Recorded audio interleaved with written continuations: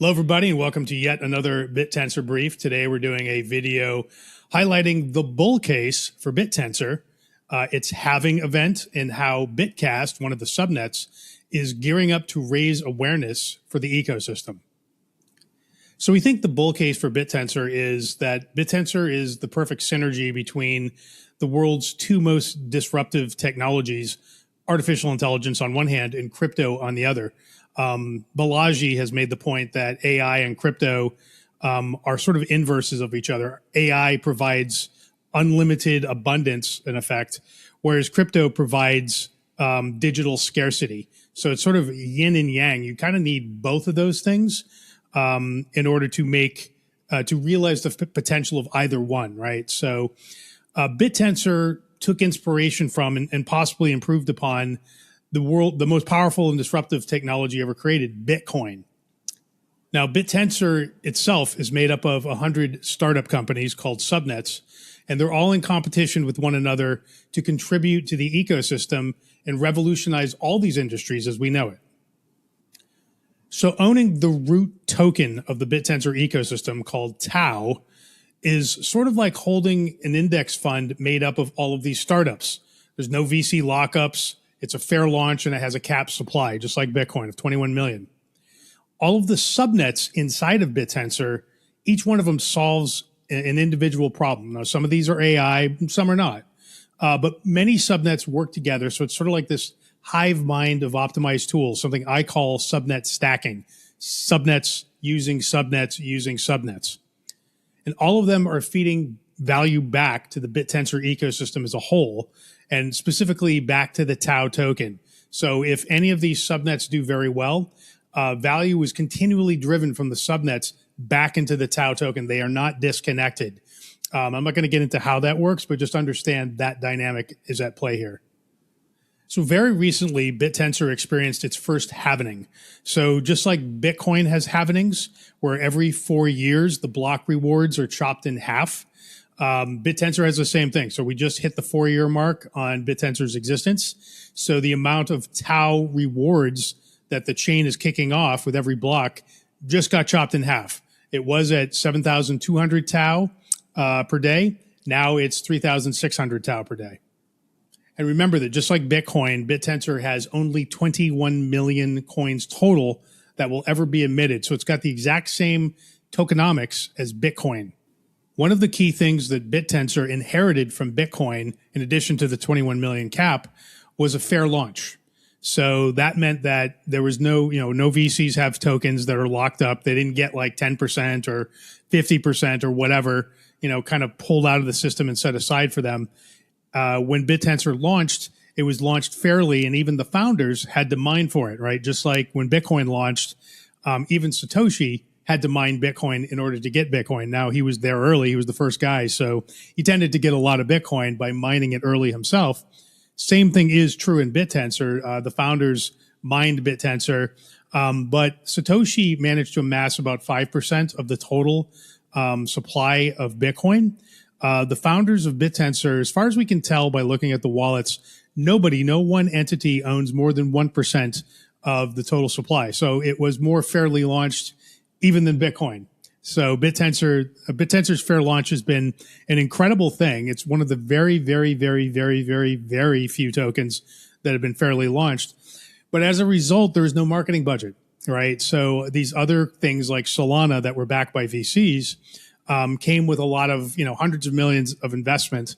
And they had a marketing budget. So the marketing budget in Bittensor doesn't exist. The chain does not have a marketing budget.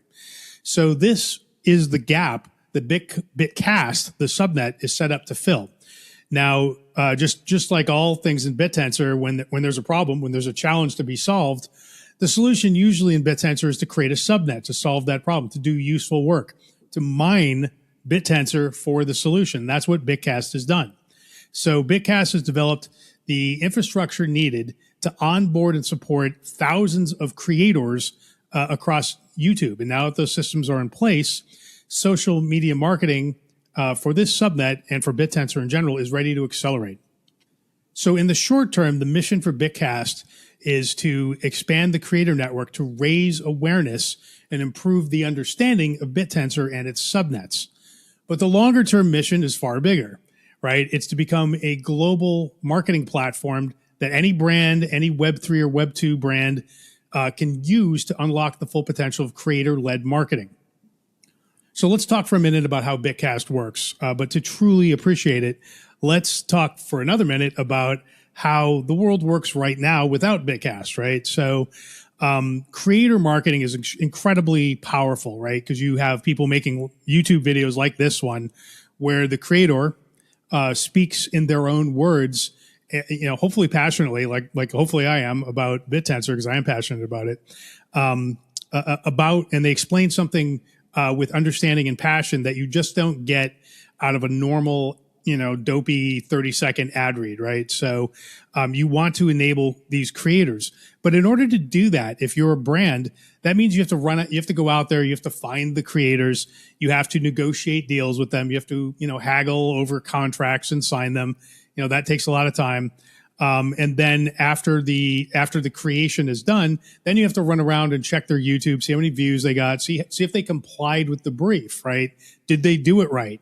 Is this a satisfactory work product, right, out of the creator? And then on the creator's end, right, you have to basically go and solicit business. You have to sign contracts, haggle over legal stuff. And then after you do your bit, you create your thing and put it up on YouTube. A lot of times you have to run after the person who's supposed to pay you and send them an invoice, wait months for them to pay you, right? So there's all this sort of overhead. And again, going back to the brand manager, if you have more than 10 creators, this just becomes a huge pain in the ass. What if you have 100? What if you have 1,000 creators, right? Like the amount of overhead required to sort of coordinate all that is incredibly large. So this is what Bitcast is designed to solve, right? So if you're a brand manager, you go to Bitcast and you say, okay, here's the brief. I want creators to make this X. I give you the brief and I'll pay you. So they pay Bitcast some money. Bitcast then turns around and makes the brief available to the creators, the eligible creators on their network. The creators decide whether the deal is good enough for them, whether they feel they can do a good job at it.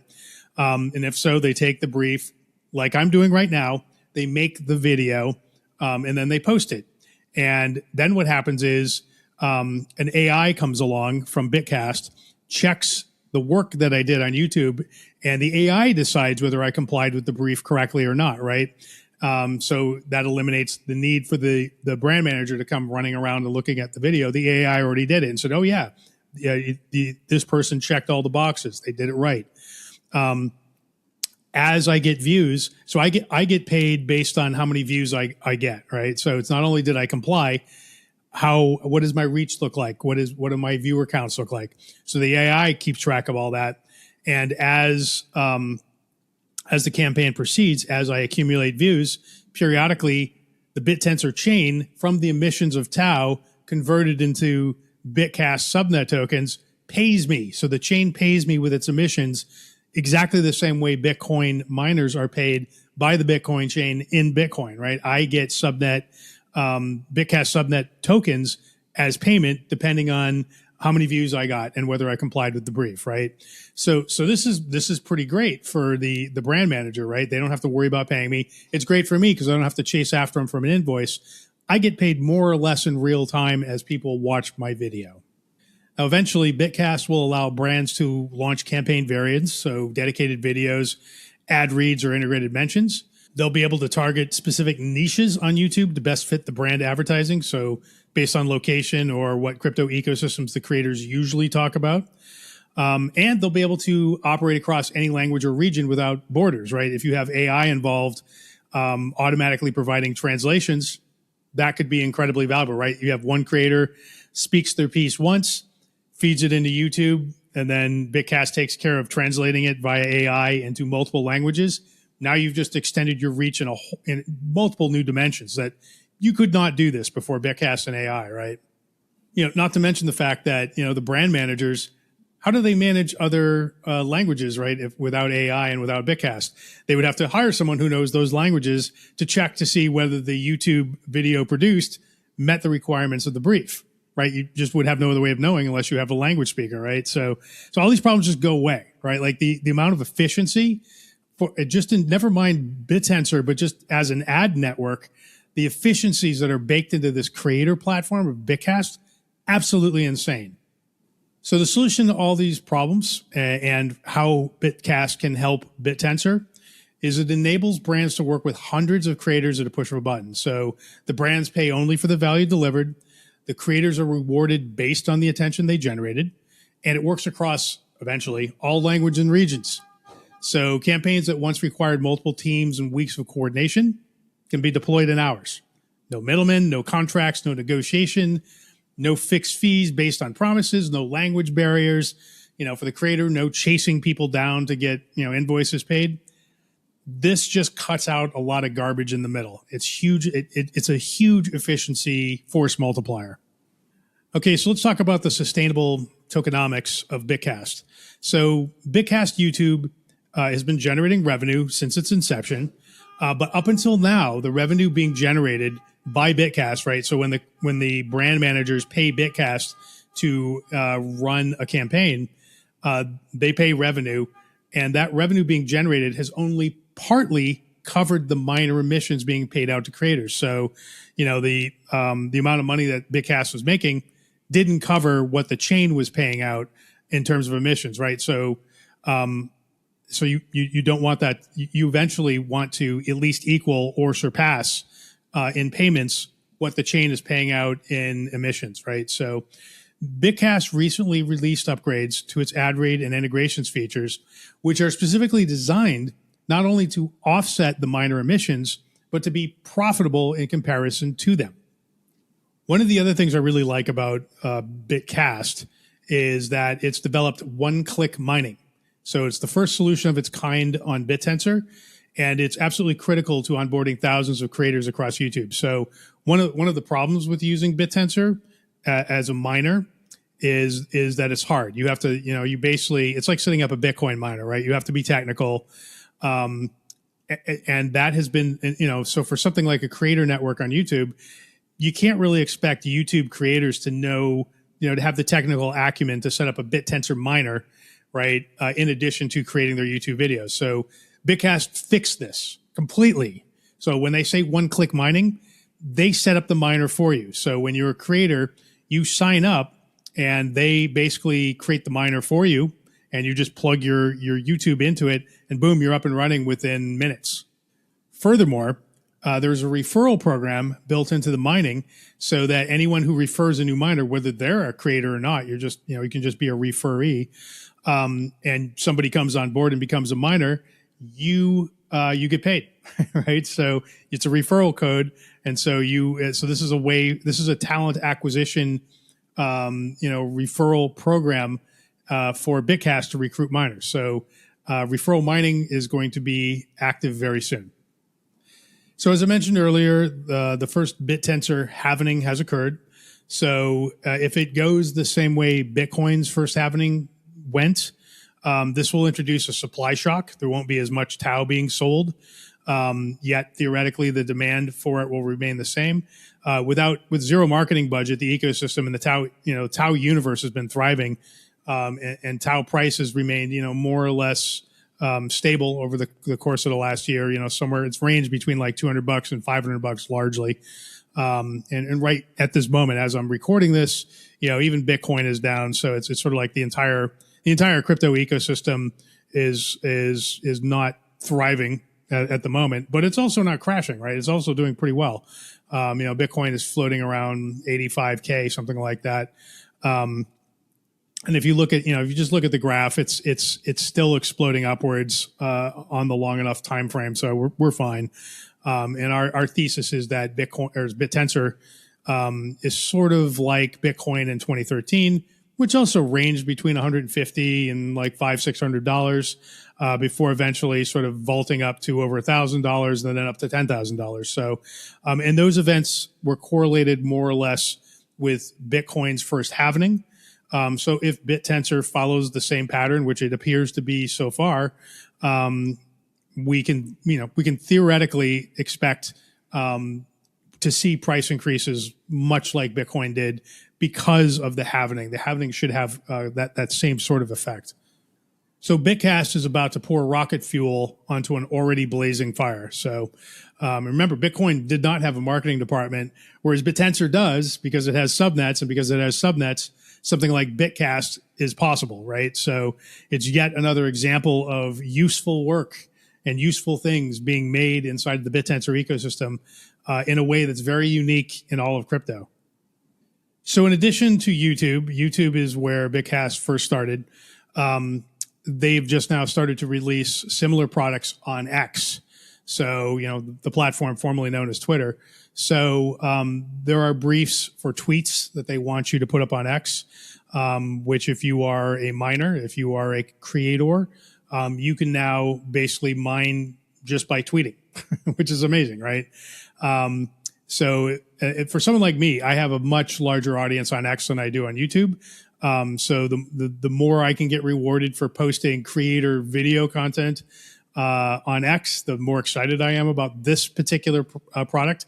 Now, they haven't launched video tracking on X yet, but I anticipate, I don't think they've announced anything, but I anticipate that is coming. So anyone who follows me knows I'm very bullish on Bittensor. My whole life at the moment revolves around it, producing content for it, running Stillcore Capital, which is a Bittensor liquid venture fund, investing in subnets. I couldn't be more bullish on this chain and this ecosystem. Bitcast, I'm incredibly bullish on as well as a subnet. I think what Bitcast is up to is incredibly powerful. And I think at scale, it could rival some of the largest ad networks on earth. So I think its potential is absolutely insane. It's just getting going, and it's crossing the chasm market. It's got one built in. It's called Bittensor. So raising awareness of Bittensor. And I love the fact that a Bittensor subnet has booted up to market Bittensor. The answer to how do we solve a problem that Bittensor has, its lack of marketing budget, is itself a Bittensor subnet. Just all these things make me completely bullish. So that's it. This has been another Bittensor brief. My name is Mark Jeffrey. We'll see you all next time.